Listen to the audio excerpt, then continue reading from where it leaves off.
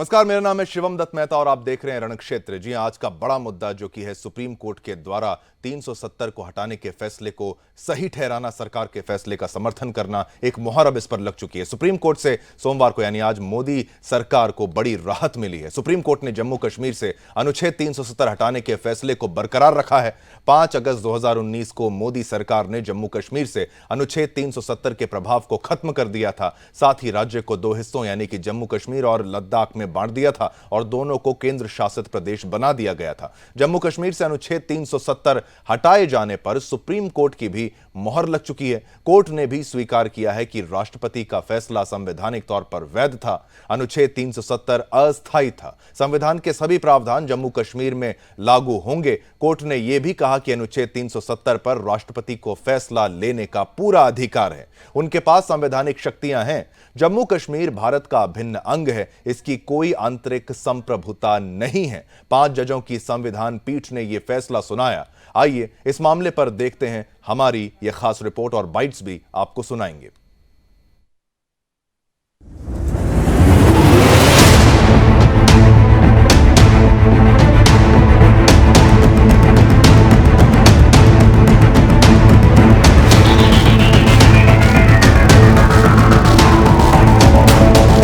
Supreme court की 5 सदस्यीय पीठ ने जम्मू कश्मीर में अनुच्छेद 370 के प्रावधानों को निरस्त किए जाने को चुनौती देने वाली याचिकाओं पर ऐतिहासिक फैसला सुना दिया है। सीजेआई डीवाई चंद्रचूड़ ने कहा कि अनुच्छेद 370 को निरस्त करने का आदेश संवैधानिक तौर पर वैध है और जम्मू कश्मीर की संविधान सभा की सिफारिश भारत के राष्ट्रपति के लिए बाध्यकारी नहीं है और साथ ही 370 के निरस्त करने को संवैधानिक ठहराया।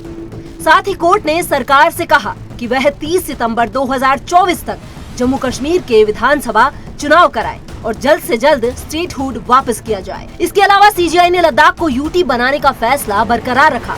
चीफ जस्टिस ने कहा कि असाधारण परिस्थितियों को छोड़कर अनुच्छेद 370 को निरस्त करने के राष्ट्रपति के फैसले पर अपील में नहीं बैठ सकते।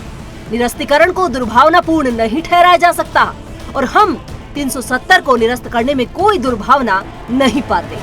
वहीं जस्टिस कोल ने कहा कि आर्टिकल 356 में राष्ट्रपति को राज्य में बदलाव करने का अधिकार है और इस अधिकार के तहत राष्ट्रपति किसी प्रकार की कार्रवाई कर सकते हैं। सीजेआई डीवाई चंद्रचूड़ ने जम्मू कश्मीर को भारत का अभिन्न अंग बताया और कहा कि इसकी कोई आंतरिक संप्रभुता नहीं है। आपको बता दें कि 5 अगस्त 2019 को मोदी सरकार ने जम्मू कश्मीर से अनुच्छेद 370 के प्रभाव को खत्म कर दिया था। साथ ही राज्य को 2 हिस्सों जम्मू कश्मीर और लद्दाख में बांट दिया था और दोनों को केंद्र शासित प्रदेश बना दिया था। केंद्र के इस फैसले के खिलाफ सुप्रीम कोर्ट में 23 अर्जियां दी गई थी। सभी को सुनने के बाद सितंबर में कोर्ट ने फैसला सुरक्षित रख लिया था। 370 हटने के 4 साल 4 महीने और 6 दिन बाद आज सुप्रीम कोर्ट में 5 जजों justice DY Chandrachud, justice Sanjay Kishan Kaul, justice Sanjiv Khanna और जस्टिस बीआर गवई और जस्टिस सूर्यकांत की बेंच ने फैसला सुनाया है। Bureau report, Sudarshan news.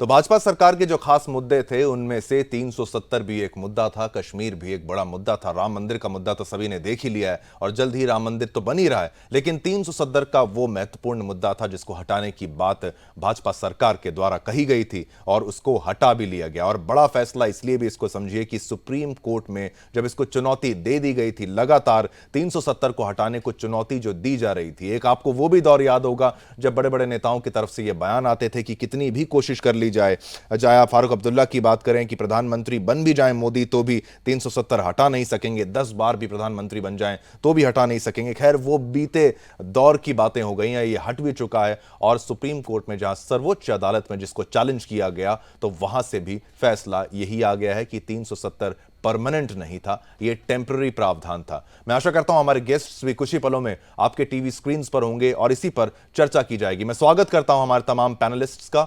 Advocate Vineet Jindal जी संविधान के विशेषज्ञ हैं, आपका स्वागत है।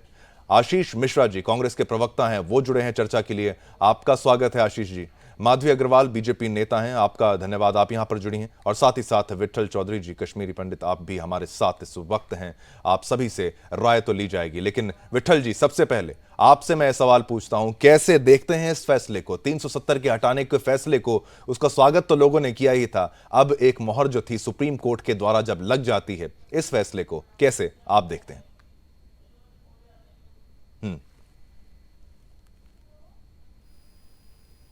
विट्ठल जी बोलिए। आवाज आ रही है अभी? बिल्कुल बिल्कुल जी।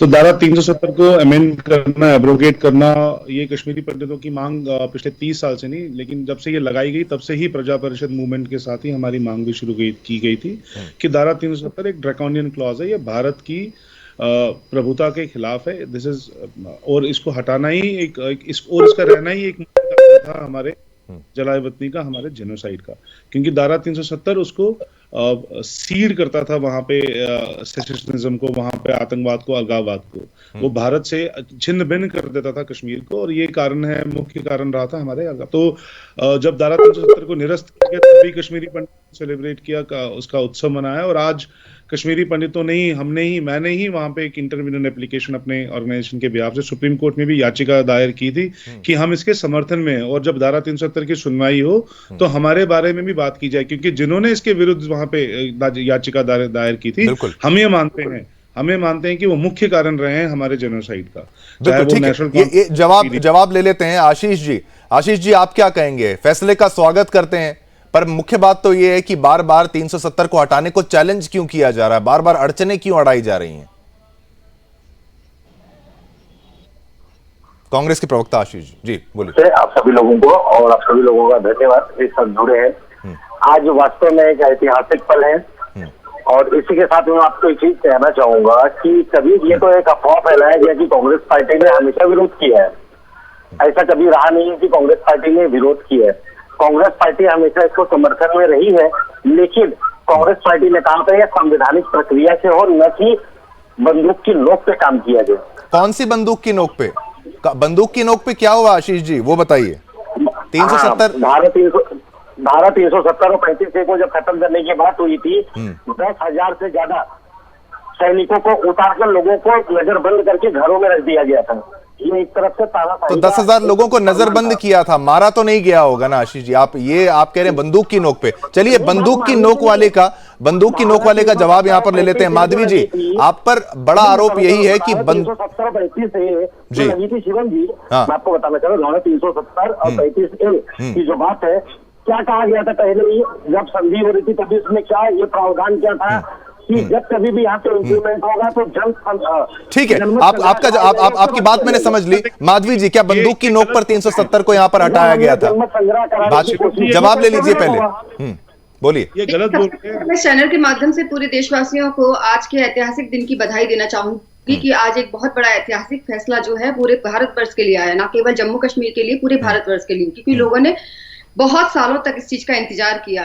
रही बात कांग्रेस के प्रवक्ता के बोलने की, तो उनका तो जो विषय है वो ऐसा है कि एक तरफ उन्होंने बधाई भी दी थी और दूसरी तरफ उन्होंने एलिगेशंस भी लगा दिए। तो एलिगेशंस लगाने का काम तो उनका रहा ही है, और उन्हीं के जो सपोर्टिव लीडर्स थे, उन्हीं के जो सपोर्टिव जो गठबंधन के जो उनके दल थे, वही लोग चैलेंज देते थे कि कितनी भी बार चाहे कोशिश कर लें प्रधानमंत्री मोदी जी, लेकिन वो कभी भी 370 धारा जो है वो जम्मू कश्मीर से हटा नहीं पाएंगे। और ये चैलेंज के साथ ही साथ वो एक तरीके से कह सकते हैं ह्यूमिलेट भी करते थे, जबकि ये अच्छी तरीके से पता है कि अस्थायी था, लेकिन बावजूद इसके इन लोगों ने हमेशा वही सपोर्ट किया कि भाई जब भी हटाएंगे तो इसके साथ में अराजकता फैलेगी। देखिए, रही बात उस समय सिचुएशन को हैंडल करने की, तो ये समझना पड़ेगा कि जिस तरीके के वहां पे अराजक तत्व जो चैलेंज देते थे और लोगों को उकसाते थे हमेशा भारत की एक संप्रभुता के लिए और एकता के लिए कि भाई जम्मू कश्मीर अलग है, लेकिन ये समझना बहुत जरूरी था कि जम्मू कश्मीर अलग नहीं है, जम्मू कश्मीर हिस्सा है साथ का, लेकिन अलग करने की एक साजिश जो इतने वर्षों से चली आ रही थी,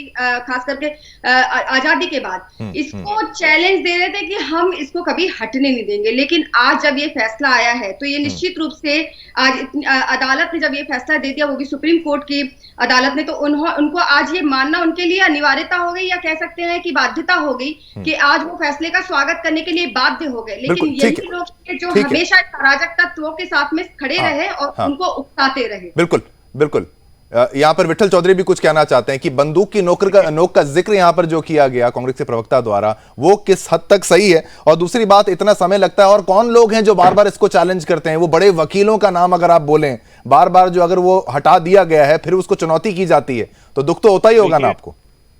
देखिए शिवम जी, पहली बात तो कांग्रेस के जो प्रवक्ता हैं वो शुरू से ही गलत बोले जा रहे थे कि कांग्रेस ने कभी इसका विरोध नहीं किया। अगर कांग्रेस ने इसका विरोध नहीं किया होता तो श्यामा प्रसाद मुखर्जी को उन्होंने अरेस्ट नहीं किया होता, उनकी हत्या नहीं हुई होती जम्मू एंड कश्मीर में 1952 में। और लगातार इसके साथ अमेंडमेंट जरूर कांग्रेस ने तो आए, लेकिन सुप्रीम कोर्ट में जब भी इसके लिए याचिका दायर की गई, कांग्रेस के वकीलों ने उसको अगेंस्ट किया। अब कपिल सिब्बल तो कांग्रेस के ही है, अभिषेक मनु सिंह भी कांग्रेस के ही है, बिल्कुल। तो ये तो गए हैं वहां पे उनके विरोध करके। उन्होंने सुनिए पूरी सुनिए। दूसरी बात इन्होंने बोला, इन्होंने तो सबसे बड़ी बात बोली कि 10,000 सैनिकों का, आपको कश्मीर के बारे में ये चीज पता होनी चाहिए कि अगर वहां पे एक टेररिस्ट बुरन वानी को भी मार दिया जाता था तब भी पूरा कश्मीर बंद हो जाता था। एक बुरन वानी के मरने के आसपास में ही 10 से 15 लोग वहां पे मारे जाते थे। वहां पे आप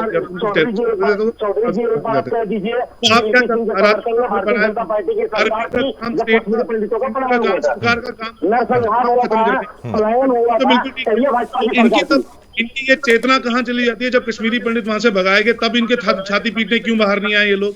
तब वहां पे इनको दर्द क्यों नहीं हुआ उनके बारे में? कभी कांग्रेस। ठीक है आशीष जी, मुख्य मुद्दा बिल्कुल मुख्य मुद्दा, ठीक है विठल जी आपकी बात रख ली। आशीष जी, मुख्य मुद्दा ये है कि 370 को हटाने का फैसला कांग्रेस की तरफ से भी आ सकता था। 35A की बात अगर करें, 370 की बात करें, आपकी तरफ से पहल क्यों नहीं की गई? अगर आप ही हटा देते तो फिर यहां पर भाजपा को ब्लेम करने की बात जो आप कह रहे हैं एक्सोडस के दौरान, वो जरूरत ना पड़ती। आपके द्वारा क्यों नहीं हटा दिया गया?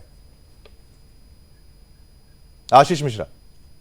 शिवम जी, मैं वापस से कहना चाह रहा हूं आपको, आप हमारे विठल चौधरी जी या हमारी भारतीय जनता पार्टी के प्रवक्ता मैडम बताएं कि जनमत संग्रह के प्रयास भारत में कितने बार हुए, और बार बार अगर किसी ने टांग अड़काने का काम किया तो किसने किया? चौधरी जी ने सब कुछ कहा, लेकिन एक बार भी उन्होंने नहीं कहा जनमत संग्रह क्यों कराना है? सरकार चल रही थी जब कश्मीरी पंडितों का पलायन हुआ। एक बार भारतीय जनता पार्टी का नाम नहीं ले सकते। 370 का पहले आप जवाब दीजिए आशीष मिश्रा जी, 370 क्यों आपके द्वारा नहीं हटाया गया? ये सवाल पहला। ये आज भी अगर फैसला आया है तो माननीय सुप्रीम कोर्ट का आदेश है, और हमने हमेशा चाहा कि कभी किसी को नजरबंद करके जबरदस्ती घरों में घुस के वहाँ पे अशांति फैला के, हम कभी ऐसा काम नहीं करना चाहते। अशांति फैला के, ठीक है। घर का माहौल हो। माधवी जी, क्या यहाँ पर ये कह रहे हैं कि ये अशांति फैला के, यही हम नहीं चाहते थे। ये लोकतंत्र नहीं है। ठीक है, लोकतंत्र नहीं। माधवी जी, आप सहमत हैं इनके बयान से? एक पहले ब्रेक लेते हैं, फिर वापस आते हैं, इस चर्चा को आगे बढ़ाते हैं। लेकिन ये बात है जो कांग्रेस के प्रवक्ता द्वारा कही जा रही है कि ये जिस तरीके से किया जा रहा है, नजरबंद किया गया, वो सब किया, वो ठीक नहीं था। हम चर्चा कर रहे थे कि 370 को हटाने के फैसले को सुप्रीम कोर्ट की मोहर यहां पर लग चुकी है। माधवी अग्रवाल जी से हमारा यह सवाल था कि जो कांग्रेस प्रवक्ता कह रहे हैं कि नजरबंद करके, मतलब एक बंदूक की नोक पर इस तरीके से अगर वहां पर बदलाव लाया गया तो कैसा बदलाव लाया गया, और एक्सोडस के लिए भी आपको ही यहां पर जिम्मेदार ठहराया जा रहा है। इस पर क्या जवाब आप देंगी? जब ये निर्णय लिया गया तब इन लोगों ने जमकर विरोध किया, और इन्हीं के लीडर्स जो हैं वो इसको चुनौती देते रहे कि हम इसको हटने नहीं देंगे, जिससे वहां पर हटे नहीं। क्यों नहीं हटने देंगे, इसके पीछे ये कारण देते थे कि जम्मू कश्मीर में जो है हटने के बाद में और ज्यादा अराजकता फैलेगी, आतंक फैलेगा।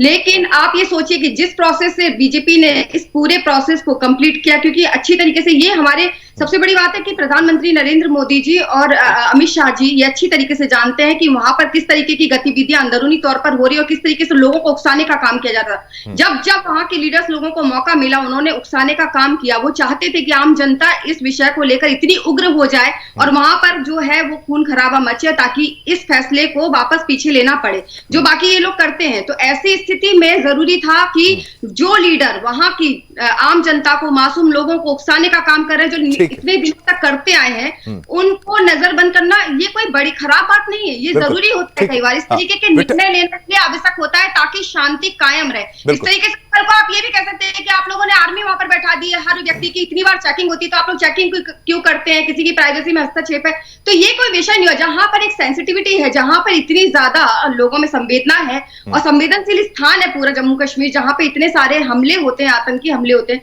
वहां पर आप सोचते हैं कि 370 धारा हटाएंगे और बिल्कुल माधवी जी, बिल्कुल इसका सहर्ष होकर स्वागत करेंगे, ये पॉसिबल ही नहीं है। ठीक है, हाँ, यहाँ पे मैं एडवोकेट विनीत जिंदल जी से भी ये सवाल मैं ले लूं कि इसको हटाया गया था, उस पर मोहर अब लग चुकी है, लेकिन एक ऑब्जर्वेशन जो एक वहां पर जो ऑब्जर्वेशन कहते हैं, जो लॉ की लैंग्वेज में आप ज्यादा बेहतर समझा पाएंगे कि भाई 1980 के बाद जो कुछ हुआ उसके लिए एक ट्रुथ एंड रिकॉन्सिलिएशन कमीशन का गठन वहां पर किया जाए, जो ये जांच करे कि वहां पर क्या क्या हुआ। उसके बारे में अगर हमारे दर्शकों को समझा पाए, ऐसा कुछ हुआ है? देखिए, इसमें दो बहुत महत्वपूर्ण चीजें जो हैं आज की जजमेंट में, वो दो चीजें हैं। एक, जिस ऑब्जर्वेशन की आप बात करें,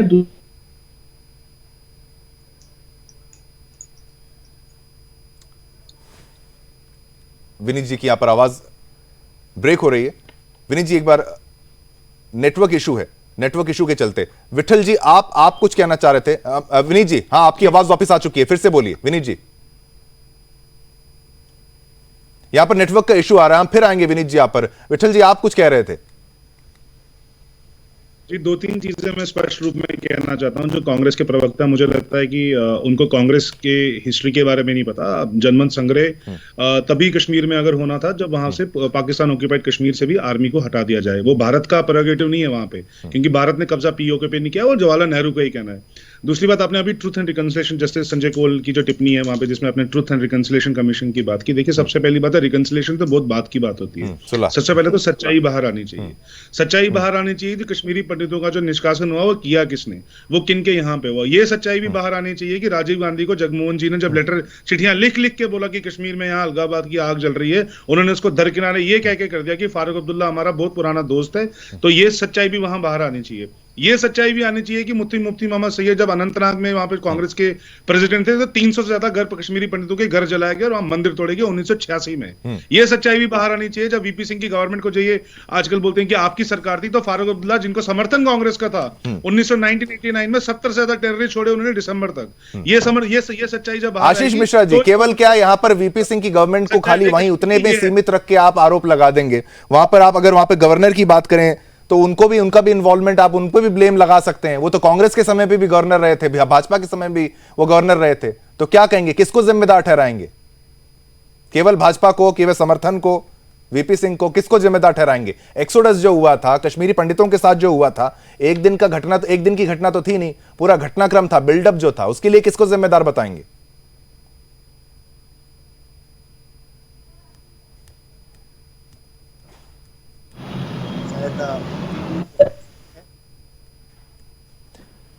आप जिस बिल्कुल व्यक्ति से ठीक है। यहां पर ऑडियो का इशू आ रहा है, बार बार माफ करेंगे, हम दर्शकों से माफी चाहता हूं मैं इस बात के लिए। एडवोकेट विनीत जिंदल जी, जो मुख्य ऑब्जर्वेशंस की भी आपने जिस तरीके से यहां पर बात की थी, वो आपने कहा था कि ये ऑब्जर्वेशन जो आए हैं, जिसमें विठल चौधरी जी ने भी कहा था कि जो ऑब्जर्वेशन आई है वो ट्रुथ तो सामने आए, फिर रिकॉन्सिलिएशन की बात की जाएगी। इस पर जरा अगर आप नजर थोड़ा सा दर्शकों के बारे में, दर्शकों को जानकारी दे दें इस पर।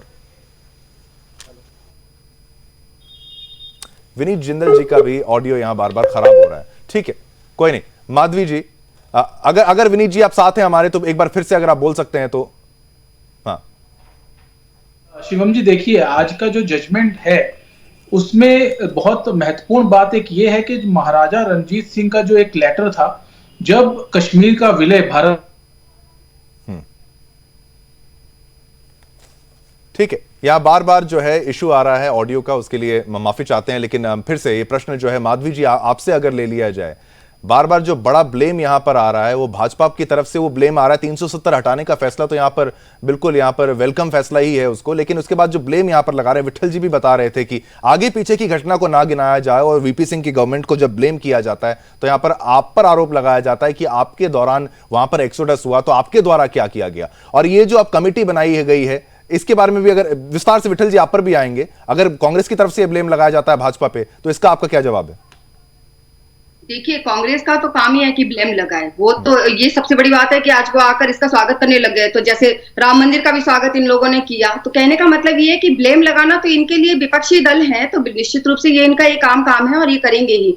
लेकिन अगर उस समय के इतिहास को अगर आप देखते हैं, तो जिस तरीके की स्थिति वहां बनी हुई थी, उस स्थिति में क्या उस समय प्रयास नहीं किए गए थे? और प्रयास के बावजूद जो वहां की सच्चाई थी उसको अवरोध किया गया वहां के स्थानीय लीडर्स के द्वारा, जो आज जिनके लोग आज भी बैठे हुए हैं। और आज उन्होंने क्या कहा आप देखिए, महबूबा मुफ्ती ने क्या कहा। आज उनका वक्तव्य ये आया है कि मौत की सजा से भी बड़ा बुरा फैसला है। तो इस तरीके के जब आप वक्तव्य देते तो वहां की जो लोगों की जो संवेदना है, जो संवेदनशील स्थान है, जो वहां के लोग इसके विरोध में खड़े हुए हैं, उन लोगों को उकसाने का काम करते कि आपने आज के जजमेंट को ही ये कह दिया कि मौत की सजा से भी ज्यादा बड़ी सजा ये हम लोगों को दे दी गई है। अरे आपको स्वागत करना चाहिए। भारत एक है, देश हमारा एक है। एक राज्य को एक अलग तरीके से ट्रीट किया जा रहा है। इतने सालों से आप लोगों ने अपने एकाधिकार करने की कोशिश की, वहां पर आप अपने आप को प्रधानमंत्री के तौर पर जस्टिफाई करते हैं लोगों के लिए और लोगों को अलग थलग रखने की कोशिश करते हैं, जिनको बसाने के लिए पूरी देश की आर्मी का पूरा जो है वो बल वहां लगाया जाता है। यहाँ से जो लोग दूसरे राज्यों से वहां लोग जाते हैं उनको कभी भी अपनाया नहीं जाता है।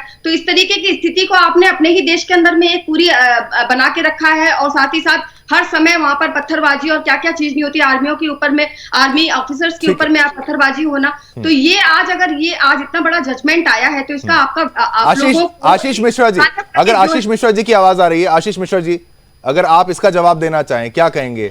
370 हटाने का स्वागत, इसका स्वागत करती हैं, इसका स्वागत कर रहे हैं आप क्या? पहले बात तो क्योंकि आपकी पार्टी से बयान हटाया, ये बयान आते थे कि इसको हटाना जरूरी नहीं था, गैर जरूरी था, आपका क्या रिस्पॉन्स है? हट गया तो ठीक हुआ कि नहीं हुआ? पार्टी ने कभी ये बात नहीं कहा है कि इसको हटाना जरूरी था कि नहीं हटाना जरूरी था। पार्टी ने हमेशा ये कहा है जनमत संग्रह करा के वहां के नागरिकों की बातें सुन के उनकी सुख सुविधा मुहैया करा के तब ये काम होना चाहिए, ना कि जोर जबरदस्ती किया जाना चाहिए। तो हटा देना गलत था कि सही था?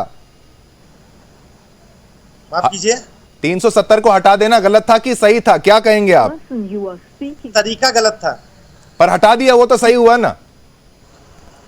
बिल्कुल, लेकिन तरीका गलत हुआ ना। नहीं, पर आप समर्थन कर रहे हैं फिर 370 को हटाने का, तो ये अच्छा फैसला ही तो मानेंगे ना? आप सुप्रीम कोर्ट की मोहर जब लग गई, अब आप समर्थन करते हैं। लेकिन हम ये जानना चाहते हैं कि वहां के लोगों का क्या कहना है। क्या वहां के लोग खुश हैं? वहां के लोग जिनको किन किन को गिनते हैं आप? क्या कश्मीरी पंडितों को गिन रहे हैं? कश्मीरी पत्थरबाजी बंद नहीं हुई, पत्थरबाजी बंद नहीं हुई। कौन कर रहा है पता है आपको?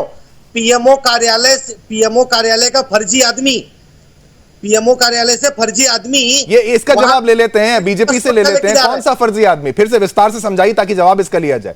आशीष मिश्रा जी, हाँ, पीएमओ कार्यालय से Z+ सुरक्षा लेके कौन घूम रहा था? कौन घूम रहा था बताइए? आपने नहीं दिखाया उसे कभी? आप बताइए ना, नाम बताइए, तभी तो उनका जवाब लिया जाएगा। फर्जी आदमी कौन था? गुजरात का एक व्यक्ति पीएमओ का खास होके कहने का और Z+ सिक्योरिटी लेके घूमने का वहां पे उनका दर्जा था। अच्छा, ठीक है, इसका जवाब ले लेते हैं। वो एक आप शायद एक न्यूज रिपोर्ट की बात कर रहे हैं जो किसी ने फ्रॉड किया था और खुद को पीएमओ का मेंबर बता के वो घूम रहा था, उसका जिक्र आप कर रहे हैं क्या? ये आप छोटी बात समझिए, छोटी घटना है। नहीं, घटना को आप कहां 370 से लेके उसको पीएमओ से जोड़ के कहां ले जा रहे हैं? मैं कह रहा हूं 370 हटा, आप स्वागत कर रहे हैं ना, हटा ठीक हटा, इसके बारे में बताइए। और लोगों से नहीं पूछा गया तो क्या कश्मीरी पंडितों को भी जोड़ के देख रहे हैं, या फिर कश्मीरी पंडित क्योंकि चले गए तो अब उनको नहीं देखेंगे? 370 धारा 370 के हटने के बाद मुझे कोई ये बताए कितने कश्मीरी पंडितों का वापस से वहां पे पुनर्वसन किया गया? कश्मीरी पंडित से इसका जवाब लेते हैं। विठल जी, आप बताइए, शुरुआत तो की गई थी सरकार के द्वारा भी, अगर उसका कोई मूल रूप पे जमीन पर उसका क्या असर आपको देखने को मिला? आप ज्यादा बेहतर समझते होंगे, ये जवाब दे दीजिए। वास्तविक आंकड़े चाहिए, भाजपाई आंकड़े नहीं। भाजपाई आंकड़े नहीं, कश्मीरी पंडित से ही ले लीजिए ना आप। बोलिए विठल जी। विठल जी, आप जी हाँ। जी, मैं थोड़ा सा वो मनोरंजन के मूड में आ गया था, क्योंकि काफी मनोरंजन दूसरी साइड से मिल रहा था। It was good entertainment. तो देखिए, 2-3 चीजें मैं स्पष्ट कर दूं। देखिए, कश्मीरी पंडितों की वापसी तभी होगी जब कश्मीरी पंडित ने जो डिमांड्स है उसको मीट किया जाएगा। कश्मीर आपको कि जब प्रधानमंत्री खड़े होकर लोकसभा में विषयांतर नहीं, क्योंकि आप विषयांतर कश्मीरी पंडितों को क्या मिला? आशीष जी, आप वो वीआईपी सिक्योरिटी, पीएमओ, वो सब आप जिक्र कर रहे थे, उसका 370 से क्या लेना देना है? वो 370 का नहीं, ऐसा तो कोई भी कहीं भी कर सकता है। नहीं, वो 370 का उससे क्या लेना देना, वो विषयांतर हो जाता है। नहीं, विठल जी आप बोलिए। मैं चाहूंगा विठल जी की थोड़ी आवाज बढ़ाई जाए ताकि हम भी सुन पाए ठीक से।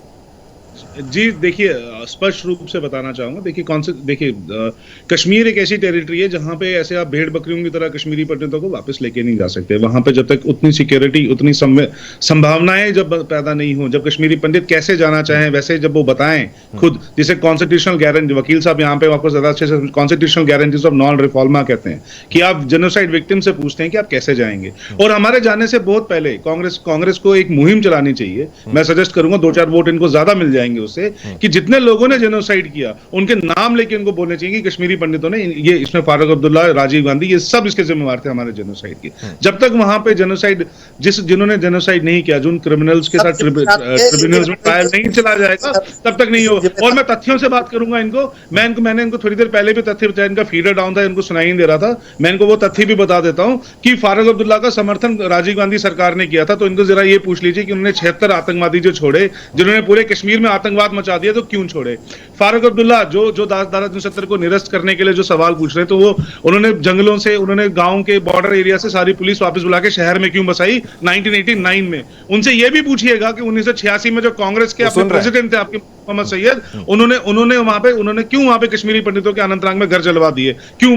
और इनसे ये भी पूछिएगा कि इनसे ये भी पूछना बहुत जरूरी है, 1967 में जब कांग्रेस की सरकार थी तो 9 कश्मीरी पंडितों को क्यों मारा गया, जो पहला लव जिहाद का केस था इंडिया में, पहला लव जिहाद का केस कश्मीर। आशीष जी जवाब दीजिए, ये तमाम मुद्दे कि भाई कुछ नहीं बताओगा, क्योंकि जिन प्रवक्ता को ये नहीं पता कि रायशुमारी की मांग कांग्रेस ने डिनाई की थी, जवाहरलाल नेहरू ने मना किया था, ये बार बार जनमत संग्रह की आवश्यकता क्या है, वो मेन मुद्दा ये है, उसकी आवश्यकता बिल्कुल है भी नहीं, उसका मुद्दा यहाँ ना भी अगर लाएं। आशीष जी, तो आतंकवाद के लिए किसको जिम्मेदार ठहराएंगे? कश्मीर के हालात को कौन जिम्मेदार है? जो कश्मीर के हालात ऐसे पैदा हुए कि वहां पर कश्मीरी पंडितों को मुश्किलात का सामना करना पड़ा, उस सब के लिए आप जिम्मेदारी लेंगे कि नहीं कांग्रेस की तरफ से? सबसे ज्यादा रूल तो आप ही की पार्टी का रहा है हर जगह। भाजपा की भी जिम्मेदारी हम ही ले लेते हैं। नहीं, भाजपा की जिम्मेदारी क्यों, अपनी क्यों नहीं लेंगे? 370 क्यों नहीं हटा दिया पहले? तो वहां से जब तक जनमत संग्रह नहीं कराते, जब तक आप क्या जनमत संग्रह चाहते हैं? आप ये आज अगर कश्मीर के लोग इतने खुश हैं तो इतने, पर ये जनमत संग्रह का मुद्दा कहां से आ गया? ठीक है, जनमत संग्रह, बार बार जनमत संग्रह की बात आती। माधवी अग्रवाल जी, क्या जनमत संग्रह, तब तक उनका ऑडियो वापस आ जाएगा, आशीष जी का फ्रेम सेट हो रहा है, जनमत संग्रह की बात ये बार बार कर रहे हैं, क्या आप सहमत है? विठल जी आप पर आएंगे जरूर। शिवम जी अभी जस्ट विठल जी ने बहुत अच्छी तरीके से सब चीजों को डिस्क्राइब किया और बहुत अच्छी तरीके से समझाया, ईयर के साथ समझाया। जनमत संग्रह के अलावा इनकी सुई जो है वहीं अटक गई है, इसके बाद ये घूम नहीं रही है। उसके बाद जब इनके पास आंसर नहीं आ रहा तो फिर ये दूसरी बातें कर रहे हैं। तो ये जो इनका कहने का तरीका ये है कि कहीं ना कहीं चीजें तो सही हुई है, लेकिन ये इस तरीके से होती, किस तरीके से होती, जो वो चाहते हैं वैसे होती। कैसे होती कि भाई जितने भी वहां पे लीडर्स हैं जो इसका विरोध कर रहे हैं, उन लोगों को फ्री छोड़ दिया जाता, उनको बोलने के लिए उन्मुक्त कर दिया जाता, वो बोलते रहते, चिल्लाते रहते और लोगों को उकसाते रहते और रोज वहां खून खराबा होता, ताकि ये सिद्ध कर सकते कि जो 5 अगस्त को जो फैसला लिया गया था मोदी जी की तरफ से और जो कैबिनेट की तरफ से वो गलत है, संसद में जो फैसला लिया गया वो आप लोगों ने गलत किया। तो ये ऐसा चाहते हैं कि इनके हिसाब से क्यों नहीं हुआ, इनके हिसाब से वही होना था कि जब वहां पर अराजकता फैलती, वहां पर जो है वो लोगों में हिंसा फैलती, तो इनकी तरह से होता। अगर मोदी जी ने और हमारी जो सरकार ने जिस तरीके से इसमें निर्णय लेकर आगे के जो निर्णायक स्थिति को बनाते हुए सारी चीजों को समय का अभाव है, 2-4 प्रश्न आपसे मैं ले लूं क्योंकि आपकी सरकार है। 2 प्रश्न में आपसे ये ले लूं, क्या वहां पर पीओके का मुद्दा भी जब उठता है, उनकी सीटों की बात की जाती है, क्या पीओके पर कोई प्लान है? क्या कश्मीरी, दूसरा प्रश्न ये रहेगा, कोई कश्मीरी पंडितों के लिए बसाने के लिए ढंग से सुरक्षित रहकर कोई प्लान है? जनमत संग्रह की बात तो मैं नहीं करूंगा, इस पर आपका क्या प्लान है भाजपा का?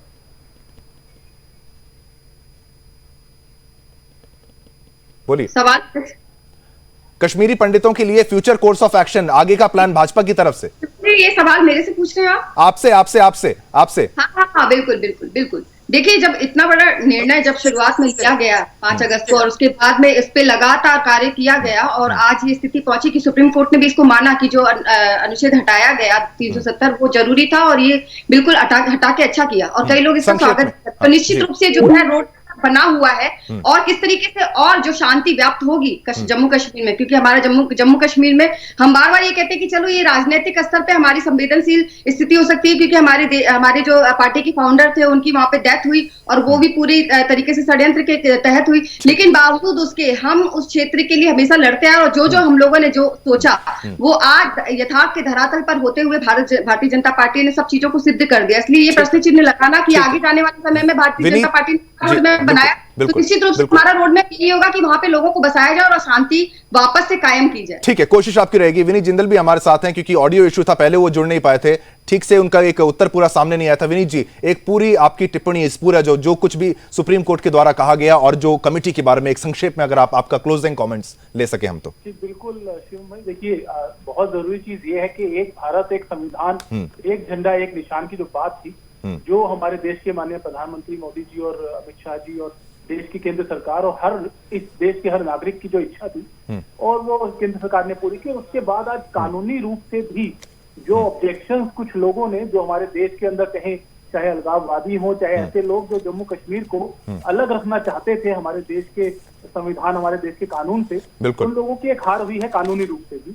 और आज एक बहुत इंपॉर्टेंट एस्पेक्ट जिसके ऊपर मैं पहले भी बात कर रहा था कि कांग्रेस के लोग या जो लोग जो लोग वहां पेटिशनर थे, उन्होंने एक बहुत बड़ा मुद्दा उठाया था कि जो लेटर महाराजा रणजीत सिंह ने जब कश्मीर का विलय हुआ तो उस टाइम पे जो लेटर एक्सेप्टेंस दिया था उसके अंदर उसके ऊपर ये था कि भाई कुछ कंडीशंस थी, जैसे धारा 370 को उसमें उन्होंने कहा कि धारा 370 की भी एक कंडीशन थी कि हमारा जो स्पेशल स्टेटस है वो कभी हटाया नहीं जाएगा। लेकिन सर्वोच्च न्यायालय ने अपनी जजमेंट में आज इस बात को नकारा।